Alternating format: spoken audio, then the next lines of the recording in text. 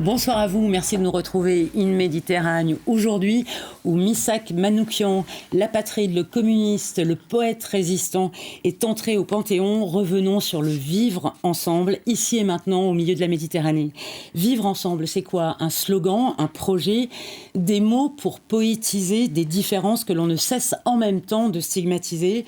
Les mois passés ont été agités pour les étrangers, les immigrés, leurs familles, crispation nationale ou identitaire partout au niveau européen pour le débat sur l'asile, au niveau national avec la loi immigration et au niveau local par des faits divers et des mobilisations qui ne cessent de vouloir confondre à tout prix immigration et délinquance. Alors, comment ça va les étrangers, les immigrés de Corse? Alors que les premières générations dont l'histoire ici n'est pas écrite peinent à s'exprimer, comment ça va pour leurs enfants, deuxième et troisième génération?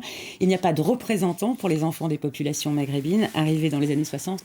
Alors, pour les entendre, nous accueillons deux voix singulières, Nadia Federson, Amziane Federson et Issam Kara. Bonsoir à vous deux, merci d'être là. Nadia Amziane Federson, vous êtes archéologue, on vous voit ici sur le plateau d'Alt, vous travaillez sur le temps long, mais dans le temps court, dites-nous un peu votre histoire. Alors, écoutez, moi je suis née en Corse, en Haute-Corse, en 1974, donc je vais avoir 50 ans l'année prochaine. J'ai fait toute ma scolarité ici, de l'école primaire à l'université Pasquale Paoli. Vous étiez dans quelle région? Vers Ghisonaccia, sur la plaine orientale, oui, au-dessus de Ghisonaccia, dans un village situé un petit peu plus haut. Et donc j'ai fait toute ma scolarité ici, mes études, et actuellement j'exerce la profession d'archéologue sur le territoire corse. Issam Kara, vous êtes président du Conseil citoyen des Jardins de l'Empereur. Avec vous, c'est la citoyenneté comme fabrique quotidienne. Quel est votre parcours? Mon parcours, je suis né ici en 1976, ici à Ajaccio. Je suis d'origine marocaine et donc je suis là, ici j'habite à l'Empereur. D'origine, ça veut dire que vos parents en fait. Mes parents sont marocains et donc j'habite au Jardin de l'Empereur depuis l'âge de mes 6 ans et j'ai 47 ans et donc je suis engagé dans l'association, le Conseil citoyen, donc j'œuvre pour la citoyenneté ici sur Ajaccio. Et vous nous allez dire les résultats, ici c'est facile. D'accord. Tout de suite, d'abord un petit retour sur ces derniers mois. On a dit qu'ils étaient agités.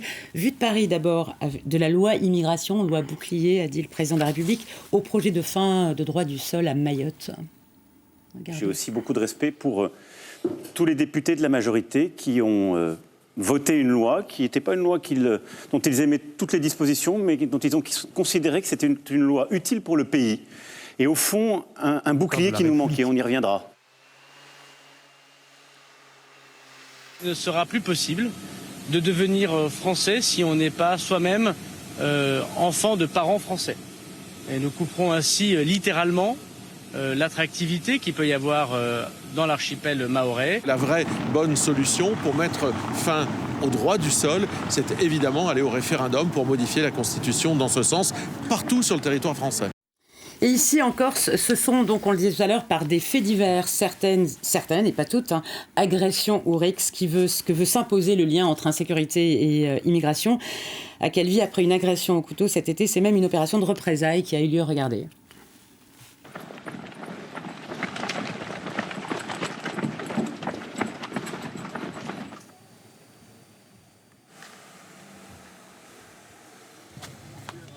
On veut tout simplement se défendre et défendre nos valeurs. La Corse est toujours défendue et on continuera jusqu'au bout. Je suis nationaliste, je ne me sens pas raciste pour autant, mais je saurai défendre le mien. Dès lors que au trafic de drogue s'adjoint une volonté de contrôler le territoire et que cette volonté émane nécessairement de communautés qui ne sont pas des communautés corses, on est en droit, en effet, sinon de constater ou bien de dénoncer ce genre de pratiques et de logiques qui sont finalement des logiques politiques. Il faut que ça s'arrête. Ça commence à devenir très anxiogène et très fatigant. On ne se sent plus en sécurité. Que Que retenez-vous l'un et l'autre de ces moments de Paris à Païsano? Qu'est-ce qui vous a le plus frappé? Nadia, je commence par vous.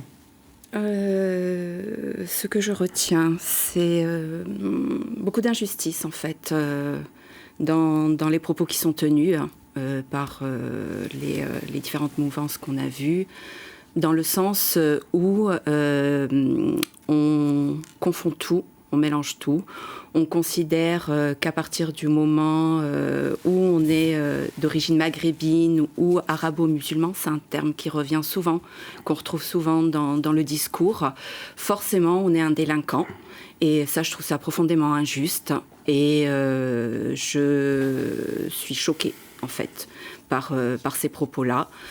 Parce que moi je pense justement à ces personnes qui sont soit issues de l'immigration ou qui sont même immigrées à l'heure actuelle, qui travaillent tous les jours, qui sont des ouvriers, qui sont des employés, qui travaillent dans le domaine de l'agriculture, du bâtiment, qui s'investissent, qui se lèvent tous les matins, qui travaillent, qui font ce qu'ils ont à faire, qui enrichissent la société, qui participent à l'économie, et finalement ils ne sont réduits qu'à des arabo-musulmans délinquants, voire à des racailles. Donc je trouve ça vraiment très choquant. Voilà.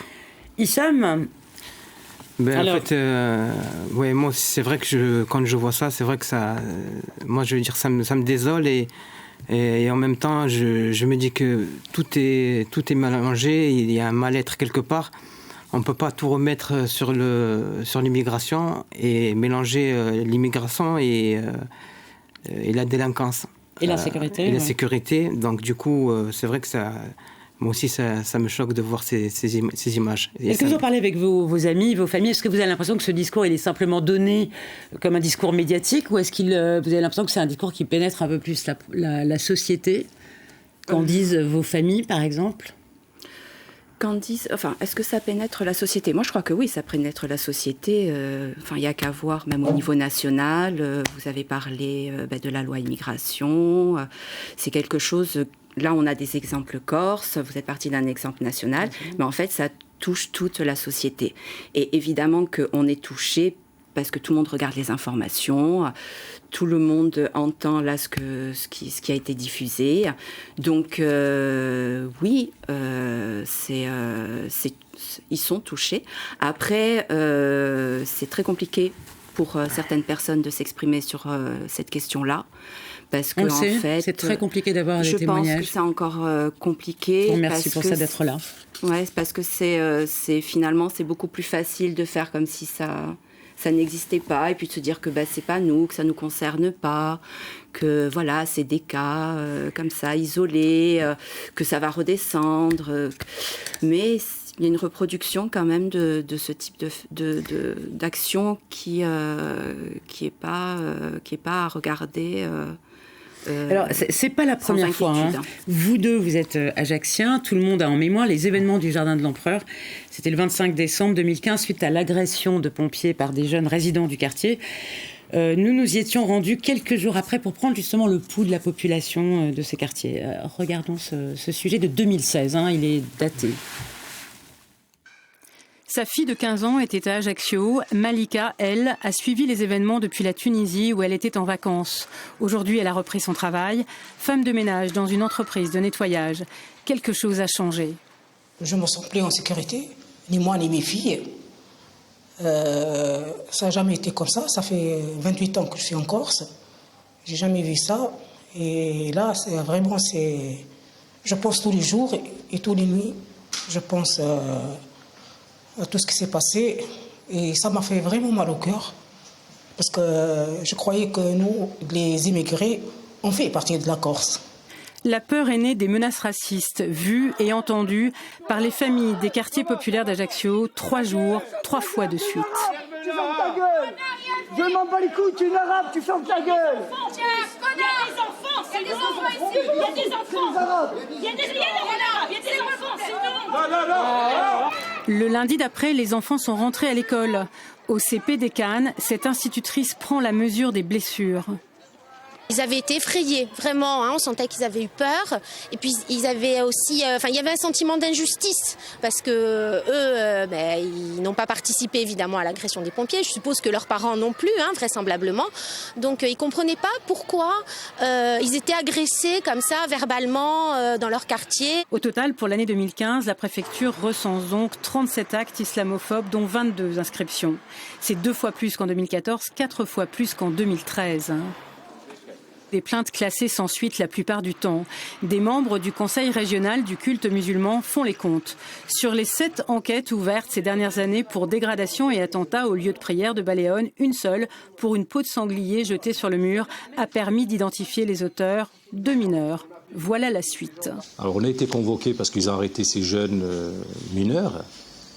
On a été convoqués au tribunal. On avait avec le médiateur, d'ailleurs, ils ont été un peu étonnés de notre présence. On les a mis à l'aise, parce qu'ils étaient un peu gênés quelque part. On les a pardonnés. Et quand on a posé la question, ils ont dit écoutez, on voulait s'amuser. Juste après ces événements, on les a invités, ces jeunes. Ils ne sont pas venus. En 1987, un texte de Daniel Maouj, une des premières à analyser immigration maghrébine et racisme, rappelle qu'au moins depuis 1981, menaces et assassinats ciblent des travailleurs marocains. Face à ces hostilités, écrit-elle, de nombreuses dénonciations, mais aucun mouvement populaire de protestation. Des jeunes tuent un éboueur marocain par jeu. Le FLNC exécute 2 Tunisiens au faux prétexte de trafic de drogue. Le racisme s'insère dans la défense de l'identité corse. Je crois qu'il faut qu'on en vienne à une modification claire de l'identité corse telle qu'elle a été vécue, qui était une série d'identités emboîtées. Je suis corse parce que je suis de telle famille qui est de tel village. Et on aura des gens bientôt qui seront corses sans être d'aucune famille corse, d'aucun village corse, mais qui seront corses quand même parce qu'ils parlent corse, ils s'investissent dans la vie sociale et économique en Corse. Avant de revenir sur la dernière interview de Jean-Marie Arrigue, vous me disiez l'un et l'autre que ce moment de 2015, des événements du Jardin de l'Empereur, ont été très importants pour vous. Mais avant cette question-là, vous dites que ça a été très important aussi pour Ajaccio et pour les populations immigrées de la ville. C'est resté un moment de peur, il y a des gens qui sont partis. Hicham, oui, vous êtes du quartier des Jardins d'Empereur. Oui, j'habite au Jardin d'Empereur et c'est vrai que de revoir ces images-là, je suis un peu ému de voir ça. Et du coup, c'est vrai qu'il y a des familles qui ont quitté la Corse. Et donc, il y a aussi des familles qui ont déménagé dans d'autres quartiers. Mais bon, c'est vrai que quand on voit ça, on se dit que par rapport à l'histoire de Corse et les Marocains qui sont morts pour la Corse, et de voir ça, vraiment, ça nous fait mal. Donc, et ça, pour vous, ça a été un engagement, c'est-à-dire que c'est après, juste après ce moment que vous décidez vous étiez déjà au Conseil des citoyens, mais vous en devenez le président. Oui, en fait, après, je me suis engagé dans le Conseil citoyen, justement pour œuvrer pour ce quartier, parce qu'on s'est rendu compte qu'on ne se connaissait pas, en fait, avec les voisins, et qu'il fallait faire quelque chose, mais dans la bienveillance, et œuvrer, justement, dans le quartier, avec, justement, la municipalité, et les pouvoirs publics, et essayer de faire quelque chose. Nadia, je me tourne vers vous. Alors vous, ce moment-là aussi a été important dans vos engagements. Lesquels ? Alors oui, moi, ce moment-là, j'ai été extrêmement choquée lors des événements des Jardins de l'Empereur. Donc là, vous avez montré quelques images. Je rappelle les mots violents. Fermez-la, vous êtes des Arabes. Mais monsieur, il y a des enfants, on s'en fout, c'est des enfants d'Arabes.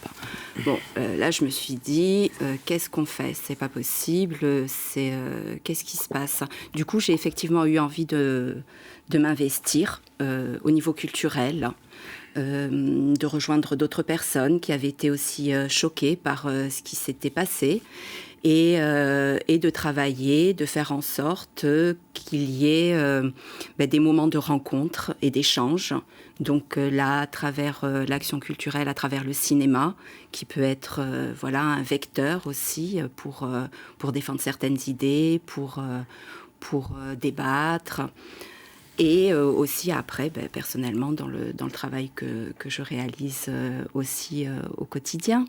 Mais c'est vrai que ça a été quelque chose de déclencheur. Ça a été un déclencheur. Ouais. Alors, est-ce que l'un et l'autre, vous avez l'impression justement que vos engagements ont éloigne en fait ces nouvelles crises comme ça de racisme? Est-ce que vous avez l'impression que ça a avancé? Alors c'est vrai qu'on a vu là récemment ces droits moments, et puis on voit émerger un mouvement corse d'extrême droite palatine, mais est-ce que vous avez l'impression que vos actions servent? Vous, par exemple, Issam, vous construisez... Est-ce que c'est facile, d'ailleurs? Vous êtes plusieurs nationalités dans le Conseil citoyen. Oui, il y a plusieurs nationalités, et c'est vrai que ces actions citoyennes-là portent ses fruits, parce que, on arrive à faire plein de choses dans le quartier, comme, par exemple, co-construire les jardins familiaux,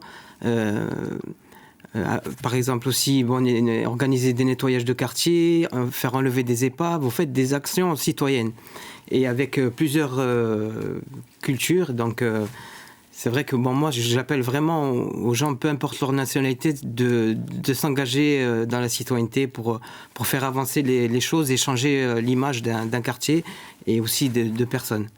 Et puis il y a aussi des liens avec des partenaires institutionnels. Oui. Tout ça fonctionne, ça roule, je vais dire. Ça a mis du temps parce qu'on s'est aperçu que le quartier était complètement abandonné avant 2016. Et suite à ça, on a vu que le quartier qui faisait la une, et là, là les façades sont refaites. Il y a eu plein d'aménagements dans le quartier, et du coup, c'est vrai que ça change. Nadia, même question. Donc vous engagez dans des projets culturels, créer du lien. En fait, c'est créer aussi des relations sociales élargies sur ces questions-là. Et vous avez l'impression que ça avance, ou au contraire que les derniers événements... Quand on voit les images que vous nous avez diffusées... on est loin de ça. On est quand même assez loin. Écoutez, après, à titre individuel et collectif, avec certaines personnes, on essaye d'avancer sur ces questions-là, de sensibiliser les gens, de faire un travail vraiment autour du vivre ensemble. Mais on est assez... Enfin, moi, je suis assez quand même pessimiste parce que... La communauté de destin, est-ce que ça vous dit quelque chose? Elle est remise en cause aujourd'hui, très marginalement, mais quand même, elle est remise en cause. Est-ce que pour vous, ça a un sens, ce mot-là, que certains professeurs de droit public rapprochent du droit du sol, du fait de dire, si on n'a pas de filiation, on a une appartenance au territoire parce qu'on y vit, parce qu'on y grandit, ce qui est votre cas. Est-ce que vous pensez que c'est solide? Est-ce que ça vous fait confiance, cette idée de communauté de destin? Mais moi, complètement. Je suis dans la communauté de destin, tout logiquement. Quand on vit dans un territoire, qu'on a des enfants sur ce territoire-là, qu'on se projette dans notre activité professionnelle, amicale, familiale, on est forcément dans la communauté de destin. Et puis on voit vers l'avenir. Ça vous aide, cette idée qui a été avancée? Évidemment. Et quand elle est affirmée par des personnalités politiques qui la rappellent, ça nous rassure aussi. Parce que face à ça, on a justement des personnes qui remettent en cause cette communauté de destin, qui reviennent... Donc celui qui a rassuré récemment, c'est Gilles Simeone, et celui qui a déstabilisé, c'est donc Nicolas Batigny avec Palatine. Lui nous parle du droit du sang en nous disant que majoritairement c'est ce qui est appliqué ailleurs, alors que c'est totalement faux. Dans la majorité des pays européens occidentaux, c'est le droit du sol qui prévaut, que ça soit la Belgique, l'Allemagne, le Portugal, l'Irlande, l'Espagne. Alors ça va de 1 an à 8 ans. Pareil pour l'Amérique. Canada, États-Unis, c'est pareil pour en Afrique aussi. On a aussi au Maroc. Pour faire passer des histoires qui contrarient les autres. La communauté de destin, ça vous rassure? C'est important pour vous, cette idée-là? Parce qu'en droit, ça ne donne rien, mais comme idée, c'est important. Oui, ça nous rassure parce que on est, comme on disait Nadia, on est né là, on a grandi là. On a cette appartenance corse, et quand on va de partout où on va, donc on vient de Corse, et qu'on le veuille ou non, on est aussi corse. Qu'on le veuille ou non, c'est-à-dire c'est vous qui le voulez ou pas, ou c'est le regard des autres? Le regard des autres, en fait. Au niveau des regards des autres, voilà, on est d'ici. Oui, moi je me sens corse. Après, ça déplaît à certaines... française, marocaine. Alors pour les peuples sans État, je me sens corse et berbère, et pour les peuples avec État, du coup française et marocaine. Enfin, s'il faut aussi résumer, mais voilà, c'est complexe. Chaque individu a une histoire personnelle, familiale. Et ce qui compte, c'est l'avenir. Et quand on nous dit non, il n'y a pas de communauté de destin, quelque part, on ne nous promet pas un avenir qui est très radieux. Et moi, excusez-moi, mais ça me rappelle un peu les années 30, puisque vous avez commencé avec Manouchian. Voilà, petite référence aussi. Le discours qui est en train de monter, c'est un discours des années 30. Et vos enfants, qu'est-ce que vous leur dites? Il nous reste 40 secondes. Alors moi, mes enfants sont métis, puisque mon époux est corse. Donc, je leur dis qu'ils sont pleins de richesses et qu'ils ont la chance d'avoir des origines différentes et de connaître plein de choses différentes. Et je leur souhaite... en fait, il ne manque pas de courage. Donc, ça va. Ça sera le mot de la fin. Merci vraiment à tous les deux d'être venus sur ce plateau. C'est passé très rapidement. Ouais. On se retrouve après les vacances pour un nouveau In Méditerranée.